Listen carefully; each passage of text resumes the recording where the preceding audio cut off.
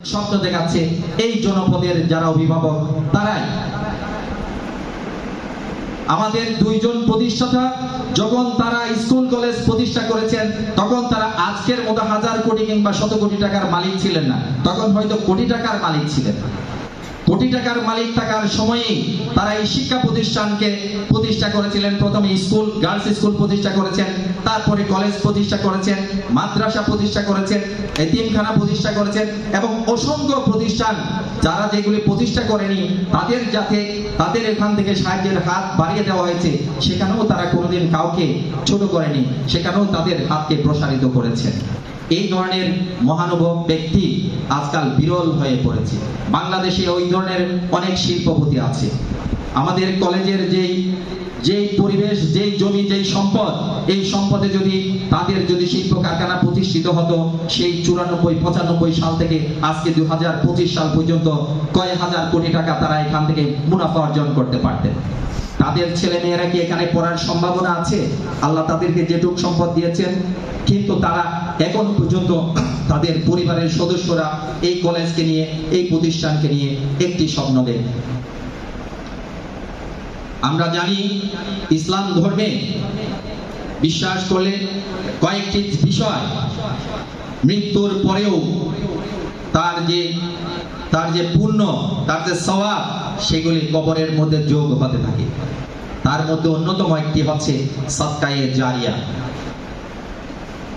আমি আজকে আসার সময় আমাদের বাহাস স্যারের সাথে কতগুলি বিষয়ের অবতারণা করে কথা বলছিলাম। আমার জীবনে, আমার শিক্ষকতা জীবন প্রাতিষ্ঠানিকভাবে শুরু হয়েছিল এই কলেজে 1997 সালে। তবে আমি জানি না আমার শিক্ষকতা জীবন ও অনানুষ্ঠানিক শিক্ষা কখন শুরু হয়েছিল, তা আমিও জানি না।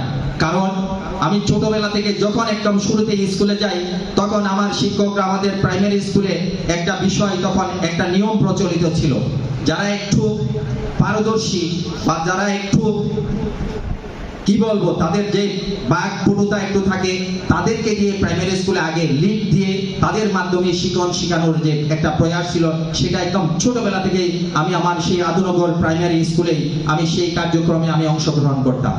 আমি সব সময় অ্যাসেম্বলিতে লিড করতাম। আমাদের শিক্ষকরা আমাদেরকে এই এগিয়ে যাওয়ার সুযোগগুলি আমাদেরকে সৃষ্টি করে দিয়েছেন। আমি আজকের এই প্রান্তরে দাঁড়িয়ে আমার সেই মহান শিক্ষকদেরকে আমি স্মরণ করি। তাদের মধ্য থেকে যারা বিদায় নিয়েছেন দুনিয়া থেকে, তাদের আত্মার মাগফিরাত আমি কামনা করছি। একটি কথা বলবো, আমি অনার্স শুরু করার পরে নিয়মিত কিন্তু এই অনার্স ভবনে কিন্তু প্রতিদিন আমি কোনো না কোনো সময় আসতাম। কিন্তু কিছুদিন ধরে আমার বিবেকের তাড়নায় আমি অনেক সময় আমার ছেলে মেয়েদেরকে আমি ফেস করতে পারিনি। আমি নিজের কাছে লজ্জা লাগে, এই কারণে আমি এখানে অনেক সময় আসতে পারিনি। তোমাদেরকে বিভিন্ন কমিটমেন্ট দিয়ে আমি ফেল করেছি, যার জন্য আমার নিজের কাছে নিজের ছোট হই। তোমাদেরকেও একটি কথা বলি, সেটা হচ্ছে শিক্ষা হচ্ছে এমন একটি বিষয় যেটির ট্রায়াঙ্গুলার রিলেশনশিপ যদি তিন তালের, আমরা সেতার বলি না, সেতারের মধ্যে সেতার মানে হচ্ছে তিন তারের সমাহার, তিনটা তারের মধ্যে একটা তার যদি না হয় তাহলে ওই সেতারের ছন্দ আর উঠে না।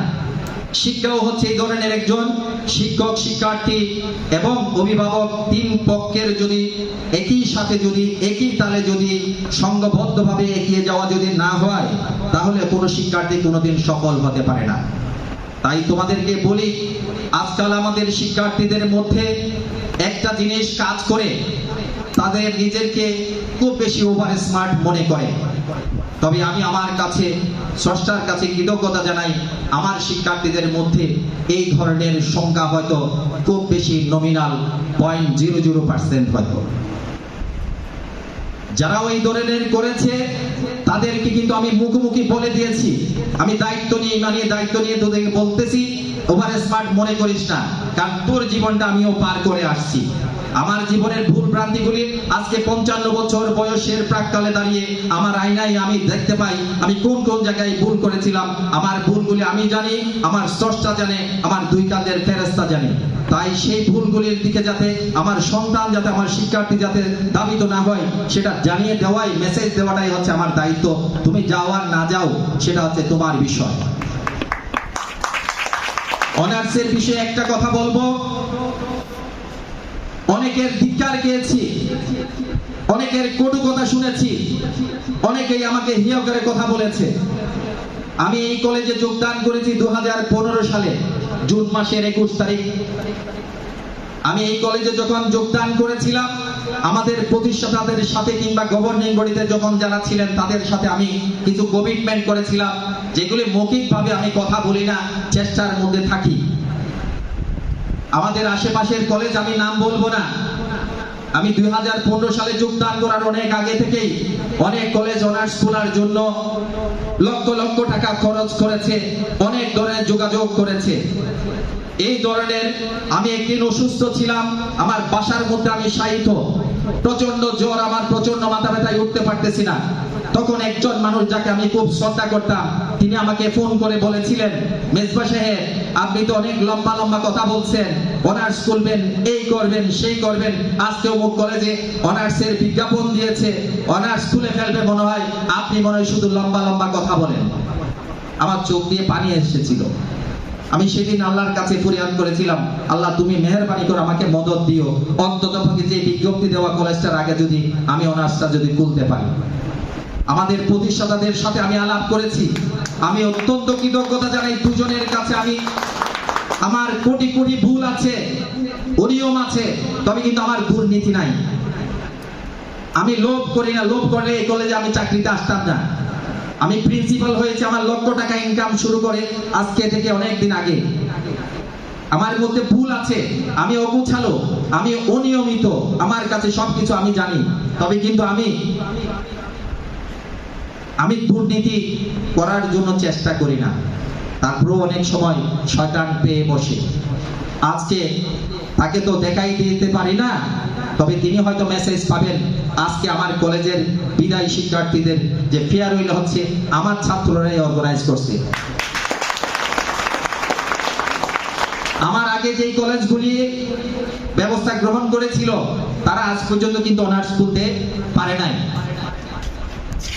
আমার জীবনের একজন অসম্ভব ফিলোসফিক্যাল এবং স্পিরিচুয়াল গাইড, উনি আমাকে একটা শিক্ষা দিয়েছে, বলে যে দেখ আমার বয়স হয়ে গেছে, বৃদ্ধ হয়ে গেছি, বার্ধক্য উপনীত হয়েছি, তবে আমি এখনো পর্যন্ত শিক্ষার্থী, কিন্তু আমি যেই শিক্ষকের কাছে শিক্ষা গ্রহণ করি সেটি তো তোকে আমি দেখাতে পারবো না আমি কার কাছে শিক্ষা গ্রহণ করি।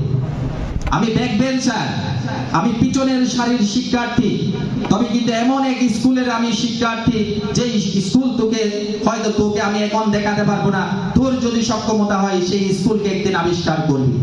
এই ধরনের এক আধ্যাত্মিক স্কুলের আমি শিক্ষার্থী। আমি ব্যাক বেঞ্চার হতে পারি, আমি টনটন মদন হতে পারি, বাট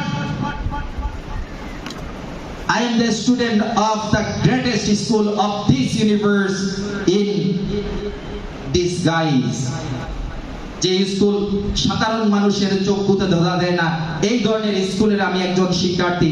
আমার শিক্ষক হলেন অসাধারণ একজন শিক্ষক, তার সাথে আমার সোল টু সোল শিক্ষাদান হয়, তার সাথে আমার আত্মার সাথে আত্মার বিকশিত হওয়ার, আত্মার পরিশীলন ঘটানোর শিক্ষা হয়, সেই স্কুলের আমি একজন শিক্ষার্থী। তাই আমি কাউকে হেয় করতে চাই না। সেদিন আমাকে যারা তুচ্ছ তাচ্ছিল্য করেছিল, সেদিন যারা আমাকে টিটকারি মেরেছিল, আল্লাহর কাছে শুকরিয়া জ্ঞাপন করছি, তাদের সামনে আমি ছোট্ট হলো একটি দৃষ্টান্ত আমি স্থাপন করতে পেরেছি। অনার্সের এই স্টুডেন্টগুলি নিয়ে আমি নিজে অনেকখানি নিজের ব্যর্থতার কথা মনে মনে ভাবতাম। এই ছেলেপেলেগুলির বিদায়ের ব্যাপারে আমি কি করব, বিদায়ের সময় তাদের সামনে দাঁড়িয়ে কি কথা বলবো। আজকে আমি আল্লাহর কাছে শুকরিয়া জ্ঞাপন করছি, নীরবে নিভৃতে আমার সন্তানগুলি, আমার স্টুডেন্টগুলি তাদেরকে অত্যন্ত কনফিডেন্টলি এবং অত্যন্ত পরিশীলিতভাবে, অত্যন্ত অধ্যবসায়ের সাথে তাদেরকে প্রস্তুত করেছে। তাদের কাছে আমি আজকে হার মেনেছি। আমার এই হারই হচ্ছে আমার জীবনের সবচেয়ে বড় সফলতা হিসাবে আমি আজকে আমার এই হারকেই মনে করতেছি। এখানে আমার শিক্ষার্থী রুবেল এবং ইমরান আছে, তাদেরকেও পদে পদে আমি শাসন করেছি বিভিন্ন সময়, কিন্তু কখনো কিন্তু আমি অন্যায়ভাবে কাউকেই এখানে কেউ বলতে পারবে না। আমার সামনে অনেকেই বেয়াদবি করেছে এবং অনেকেই তাদের এই বেয়াদবির শাস্তি ভিন্নভাবে নেওয়ার জন্য আমাকে প্ররোচিত করেছে, কিন্তু আমাকে কোনোদিন প্ররোচিত করতে পারে নাই। আমাকে অনেকভাবে চেষ্টা করেছে, অনেকজনকে